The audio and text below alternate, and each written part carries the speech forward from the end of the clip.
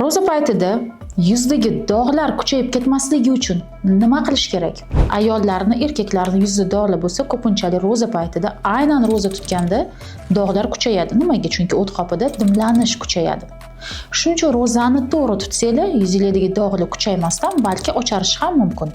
Buning uchun ro'za tutganingizdan keyin faqatgina iftorlik va saharlik paytida ovqatlanmasdan oz-ozdan shu 8 soat ichida 3, 4, 5 mahalgacha oz-ozdan tez-tez ovqat yeb turishingiz kerak bo'ladi. Undan tashqari orada to'xtab tez-tez suv ichib turishingiz kerak bo'ladi. Oddiy qoidalarga rioya qilsanglar, salomatligingiz yana ham yaxshilashadi. Organizm ro'za paytida toksinlardan tozalaniladi. Shu hisobida yuzingizdagi terilarning rangi ham ocharib, yuzdagi toshmalar ham kamayadi. Yana ham ko'proq ma'lumotlarga ega bo'lmoqchi bo'lsanglar, mana akkauntimga podpiska tashlab qo'yinglar, chunki men sizlar uchun foydali kontentlar chiqaraman.